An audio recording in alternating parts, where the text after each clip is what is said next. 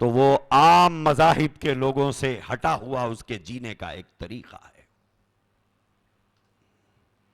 جو طریقہ اللہ نے مومن کے لیے متعین کیا ہے، زندگی گزارنے کے جو اصول اور جو ضابطے، جو طریقے اللہ نے مومن کے لیے متعین فرمائے ہیں، اگر کوئی اس طریق پر نہیں چلتا بلکہ ساتھ میں ایک دوسرا راستہ اپنا بنا لیتا ہے، جو طریقہ، جو راستہ اللہ نے طے کیا اس راستے پر نہیں چل کے ایک دوسرا راستہ اختیار کرتا ہے،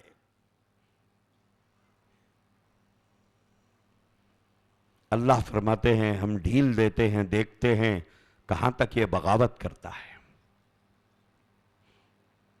اور پھر ایک دن آئے گا رسول کی مخالفت اور ایمان والوں کے راستے کو چھوڑ کر کوئی اور راستہ اختیار کرنے کے جرم میں لات مار کے جہنم میں ہم ڈالیں گے. اسے چھوڑیں گے نہیں، ان کو جہنم میں جھونکیں گے. اب بات سمجھو، یہ نماز بھی پڑھتے ہیں، یہ روزہ بھی رکھتے ہیں، ہو سکتا ہے زکوٰۃ بھی دیتے ہوں، ہو سکتا ہے حج بھی کرتے ہوں، ہو سکتا ہے قرآن بھی پڑھتے ہوں، پھر ان کا جرم کیا ہے؟ یہ جتنے فتنوں کا کل سے آج تک آپ نے سنا ہے، جرم کیا ہے ان کا؟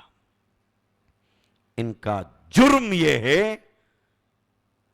ایمان والوں کے جو عقائد ہیں، مسلمانوں کے جو عقائد ہونا چاہیے،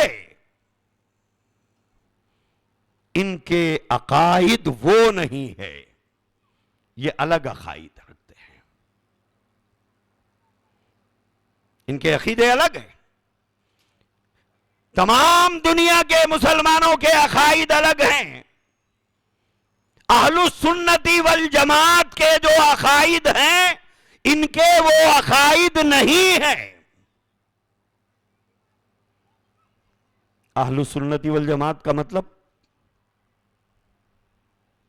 آپ اور ہم، جو اللہ کو مانتے ہیں، جو نبی کو مانتے ہیں، جو صحابہ کے اجماع کو مانتے ہیں، ان کو اہل السنتی والجماعت کہتے ہیں.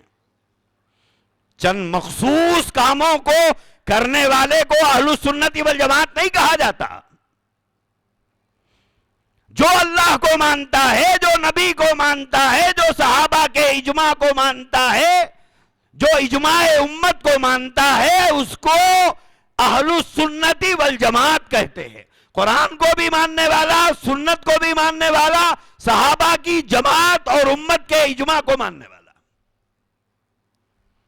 ان کے عقائد، یہ جو فتنے ہیں جس کا کل شام سے آج تک ذکر کیا گیا، ان کے عقائد اہل السنت والجماعت کے عقائد سے بالکل الگ ہے. اب میں وہ سارے عقائد گنانا نہیں چاہتا کیونکہ آپ کے سامنے آ گئے ہیں، لیکن اس وقت آپ سے 3 باتیں میں کہنا چاہتا ہوں. 3 باتیں میں کہنا چاہتا ہوں کیونکہ بہت سے لوگ کل سے نہیں تھے ہوں گے، صبح سے نہیں تھے ہوں گے، مصروفیت کی وجہ سے نہیں آئے ہوں گے، آج شام میں آئے ہوں گے. 3 باتیں آپ سے سنانا، عرض کرنا ہے. ان 3 باتوں کو عرض کرنے سے پہلے کچھ بنیادی عقائد اہل السنت والجماعت کے اور یہ منافقین کا جو ٹولہ ہے، ان منافقین کے ٹولوں کے، کہ آخر یہ تفہیم ختم نبوت کا پروگرام کرنے کی ضرورت کیوں پڑی.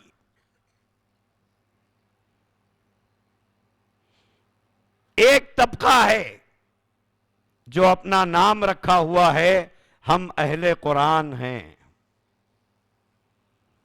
یہ بھی ایک جماعت ہے، اپنے آپ کو کہتی ہے ہم ایک جماعت ہے.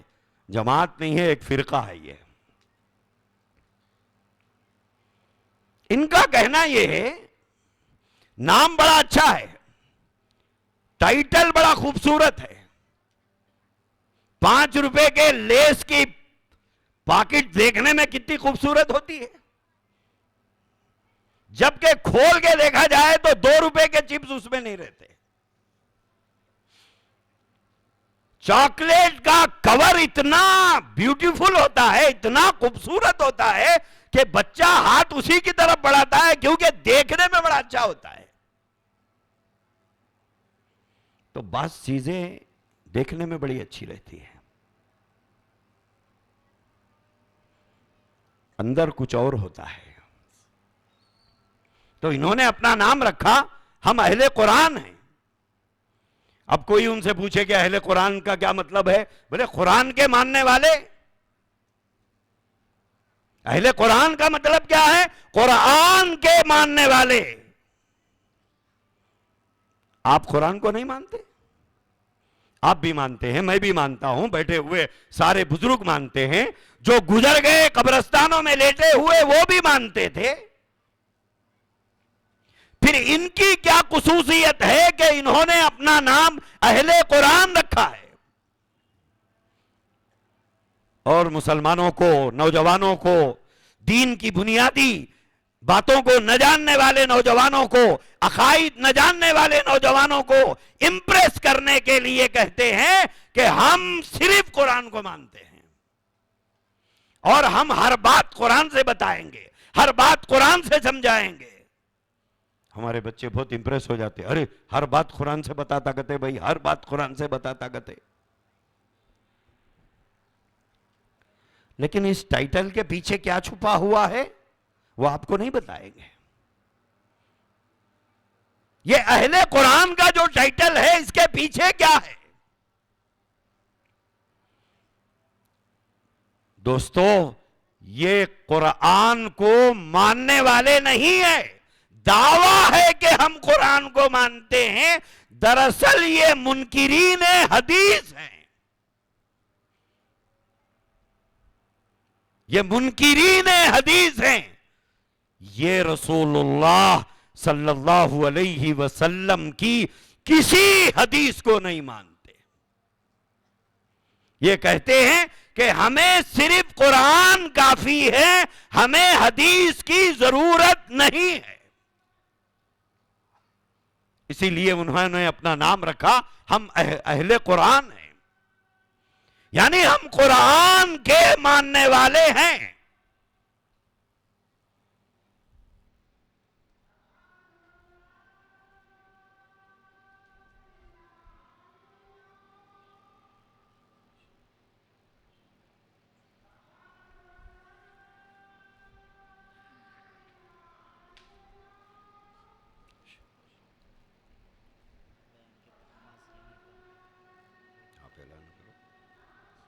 اعلان کرو۔ سامعین محترم، جیسا کہ کل ہم نے یہاں پر عشاء کی نماز ادا کی بیان کے بعد، آج بھی یہیں پر عشاء کی نماز ادا کی جائے گی۔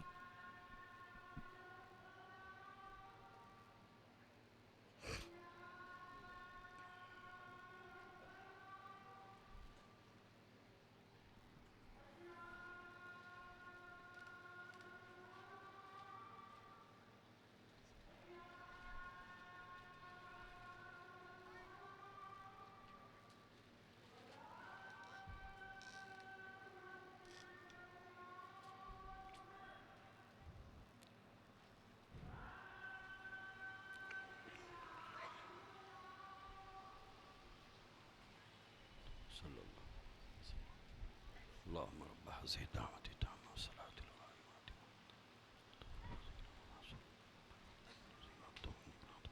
یہ بچوں کو یا تو باہر بھیج دو، بہت گڑبڑ کر رہے ہیں یہ لوگ، بار بار بھاگ رہے ہیں، آ رہے ہیں، جا رہے ہیں۔ بیٹا بیٹھنا ہو تو آرام سے بیان ختم ہونے تک بیٹھو یا باہر چلے جاؤ، ٹھیک ہے؟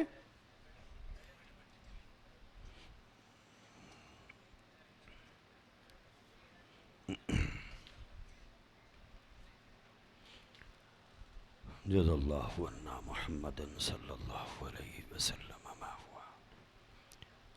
تو یہ جو طبقہ ہے جو کہتا ہے کہ ہم قرآن کو مانتے ہیں، ہمیں حدیث کی ضرورت نہیں ہے، ہمیں حدیث کی کوئی ضرورت نہیں، ہمیں قرآن کافی ہے. اور ان کا ماننا یہ ہے کہ حضور کی پیروی کرنا، حضور کی اتباع کرنا، حضور کی اطاعت کرنا ہمارے اوپر ضروری نہیں ہے. ان کا کہنا یہ ہے جیسے ایک چٹھی میں نے لکھا اور لکھ کر مولوی صاحب کو دیا اور یہ بولا کہ یہ چٹھی لے جا کر فلاں مولوی صاحب کو دے دو،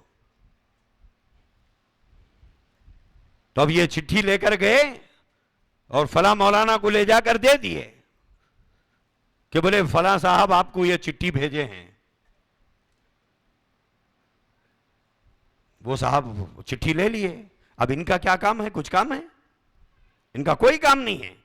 کہتے ہیں کہ اللہ نے قرآن دیا نبی کو اور یہ کہا یہ لے جا کر میرے بندوں تک پہنچا دو، پہنچا دیے. بولے اب آپ کا کیا کام ہے؟ ایسا عقیدہ حضور کے بارے میں ان کا ہے. اور نام کیا ہے؟ اہل قرآن. حدیث میں جتنی باتیں لکھی ہوئی ہیں کوئی بات کو یہ ماننے تیار نہیں. اب یہ بات آپ کو کون سمجھائے؟ ایسی محفلوں میں آئیں گے تبھی تو یہ بات سمجھ میں آئے گی. جمعہ کے بیان میں اذان کے بعد تقریر ختم ہونے سے پہلے آئیں گے تو بات سمجھ میں آئے گی. لیکن اکثر لوگوں کو انتظار رہتا ہے کہ مولانا کی تقریر ختم ہونے کے بعد، مفتی صاحب کی تقریر ختم ہونے کے بعد مجھے جانا ہے. بعض لوگ تقریر ختم ہونے کے بعد آتے، بعض اس سے بڑے شوقین ہیں وہ خطبہ ختم ہونے کے بعد آتے، اور بعض ان سے زیادہ اور آگے کی کوالٹی کے لوگ ہیں جن کی ایک رکعت جمعہ میں بھی چھوٹ جاتی ہے. اور خواہش یہ ہوتی ہے کہ سب سے آخر میں جانا، سب سے پہلے میں باہر نکلنا. ایسے ہی لوگ اکثر گمراہ ہوتے ہیں. یہ جو فتنوں کا جو شکار ہوتے ہیں وہ اسی طرح کے لوگ فتنے کا شکار ہوتے ہیں. کیوں؟ معلومات صفر، دین کے بارے میں کوئی معلومات نہیں ہے. نہ کوئی کتاب پڑھنے تیار، نہ حدیث کے درس میں بیٹھنے تیار، نہ فجر کے بعد کی تفسیر میں بیٹھنے تیار، نہ جمعہ کا بیان سننے تیار. ایسے ہی غافلوں کا انتظار کرتے ہیں یہ چالاک لوگ جو شکار کرنے نکلتے ہیں. تو ایک طبقہ یہ ہے اہل قرآن کا جو کہتا ہے کہ ہمیں نبی کی اطاعت ہمارے اوپر ضروری نہیں، اتباع ضروری نہیں، فرما برداری ضروری نہیں، کچھ نہیں. ایک اور آدمی ہے جو یہ کہتا ہے کہ سنت نبی کے طریقے کا نام نہیں ہے. کیا کہتا ہے؟ سنت نبی کے طریقے کا نام نہیں ہے، سنت ابراہیم علیہ السلام کے طریقے کا نام ہے. سنت حضور علیہ السلام کے طریقے کا نام نہیں ہے، سنت ابراہیم علیہ السلام کے طریقے کا نام ہے. لہذا سنت کا مطلب ابراہیم علیہ السلام کا طریقہ، سنت حضور کا طریقہ نہیں ہے. اور کل سنتیں کتنی ہیں؟ کہتا ہے 27 چیزیں کل سنتیں ہیں، باقی کوئی چیز سنت نہیں ہے. لوگ اسے بھی فالو کر رہے ہیں. جو حضور کی اطاعت فرض نہیں ہے بولتا اس کو بھی فالو کر رہے ہیں، اور جو حضور کی سنت کو سنت ماننے تیار نہیں اس کو بھی فالو کر رہے ہیں، اسے بھی سن رہے ہیں. تو میرے بھائیوں، یہ دور فتنوں کا دور ہے، فتنوں کا دور ہے. لوگوں نے اللہ بدل لیا، معلوم آپ کو؟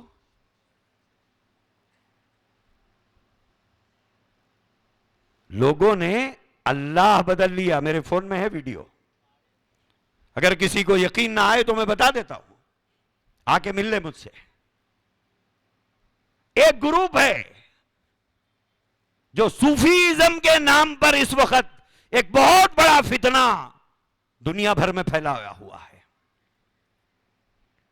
ان کا کہنا یہ ہے کہ ان کا جو پیر ہے, ان کا جو مرشد ہے, ان کے مرشد کا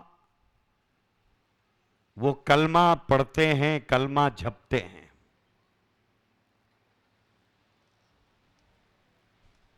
ان کا کہنا یہ ہے کہ ہمارا جو مرشد ہے وہ اللہ کا بھی رب ہے. یقین کریں گے, آپ کے کانوں کو یقین نہیں آئے گا, لیکن ہمارے پاس ثبوت موجود ہے اس کا. ان کا کہنا یہ ہے کہ ہمارا جو مرشد ہے وہ اللہ کا بھی رب ہے, رب الارباب ہے وہ. اب ان کا کہنا یہ ہے لا الہ الا اللہ کہنا شرک ہے.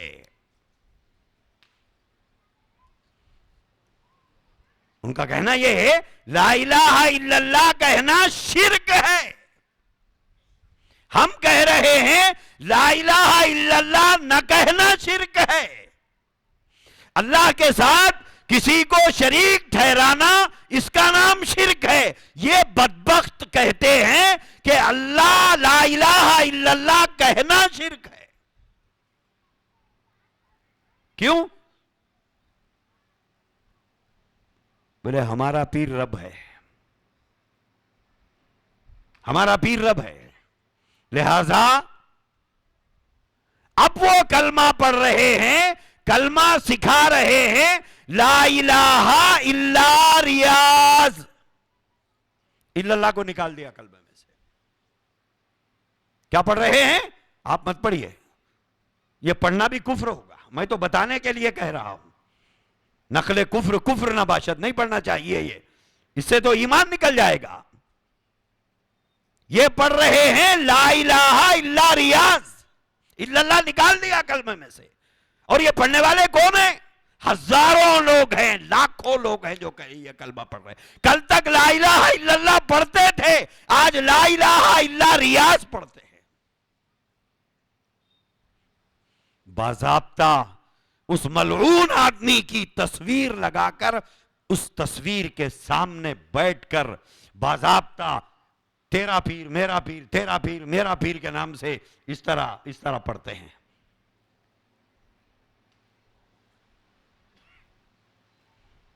آپ تصور کریں گے؟ پھر اپنے آپ کو بے شرمی سے مسلمان کہتے ہیں. کیا یہ مسلمان ہوں گے؟ کیا ان کو مسلمان کہا جا سکتا ہے؟ اسی گروپ کا ایک آدمی ہے بدبخت.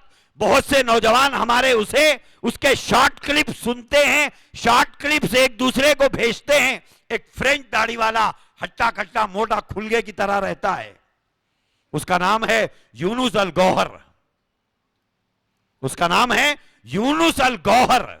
فرینچ داڑھی رہتی ہے, کبھی ٹوپی لگاتا ہے کبھی ٹوپی نہیں لگاتا. اس وقت اس فتنے کا سب سے بڑا فتنہ پرور وہی آدمی ہے, اسی کو ہمارے نوجوان بچے سنتے ہیں. وہ اللہ کے بارے میں کہتا ہے اللہ ذہنی مریض ہے. کیا کہتا ہے؟ اللہ ذہنی مریض ہے. اللہ کے بارے میں کہتا ہے اللہ سائیکو ہے. یہ عقیدے امت کے درمیان میں پھیلائے جا رہے ہیں. خیر, بہت سی باتیں آپ کے سامنے آ گئی ہے. مجھے آپ سے 3 باتیں کہنا ہے. سب سے پہلی بات, اپنے ایمان کی حفاظت کر لو. دوستو, میں یہ کہوں تو شاید یہ بات غلط نہیں ہوگی. اگر غلط ہے میری بات مجھے معاف کر دیجیے, لیکن میرا دعویٰ ہے کہ یہ غلط نہیں ہے. آپ کے ماں باپ نے ضرور آپ کے کھانے کی, آپ کے پینے کی, آپ کے تعلیم کی, آپ کے کپڑے کی, آپ کے مکان کی, آپ کی نوکری کی، آپ کے کاروبار کی ضرور فکر کی کر رہے ہوں گے، لیکن آپ کے شہر کے علماء آپ کے ایمان کی فکر کر رہے ہیں۔ زمین پر رہنے تک کی آپ کی زندگی کی فکر آپ کے ماں باپ کر رہے ہیں، زمین کے نیچے جا کر میدان محشر میں پہنچ کر اللہ کے سامنے کھڑے ہو کر جنت میں داخل ہونے تک کی آپ کی فکر علماء کر رہے ہیں۔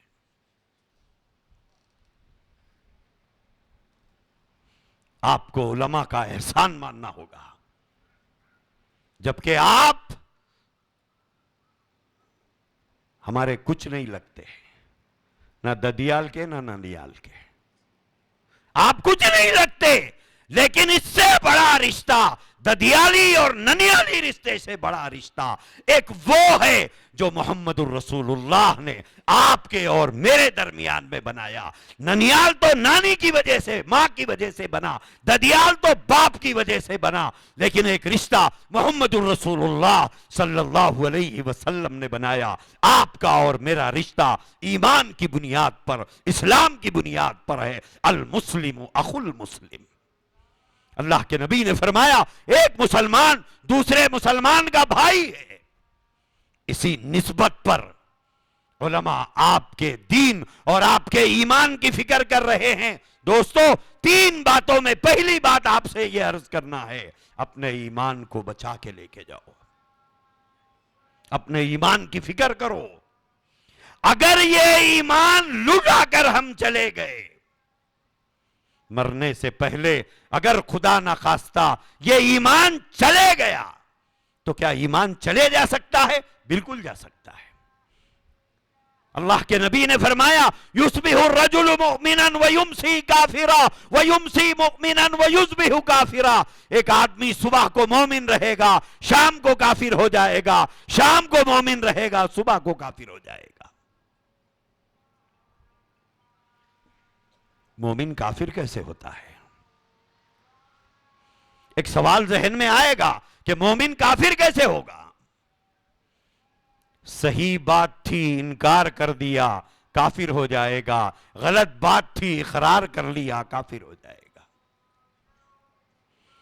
صحیح بات کا انکار کیا ایمان رخصت ہو گیا، غلط بات تھی اقرار کر لیا ایمان رخصت ہو گیا۔ آپ کے گھر میں رکھے ہوئے سارے کاغذات میں آپ کا نام مسلمانوں جیسا رہے گا، آسمانوں کے دفتر سے تمہارا نام نکال دیا جائے گا۔ اسی لیے اللہ نے قرآن میں فرمایا وَلَا تَمُوتُنَّ إِلَّا وَأَنْتُمْ مُسْلِمُونَ۔ اے لوگو، اے ایمان والو، مرتے وقت مسلمان رہنا اللہ کہہ رہا ہے، مرتے وقت مسلمان رہنا۔ اعتبار آخری وقت کا ہوگا، آخری وقت مومن تھا یا نہیں تھا، آخری وقت ایمان والا تھا یا نہیں تھا، آخری وقت ایک اللہ کو ماننے والا تھا یا نہیں تھا، آخری وقت تیرے عقائد صحابہ کے عقائد کی طرح تھے یا نہیں تھے، آخری وقت تیرے عقائد اہل السنت والجماعت کے عقائد کی طرح تھے یا نہیں تھے۔ انما الاعمال بالخواتیم، اعتبار آخری وقت کا ہوگا۔ جنازے کی دعا تو سب کو یاد ہوگی، مومن سے حسن ظن رکھنے کا حکم دیا گیا ہے۔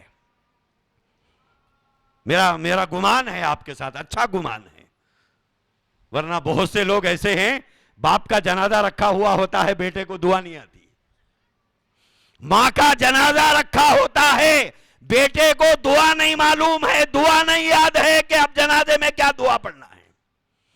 بازو والے کو دیکھ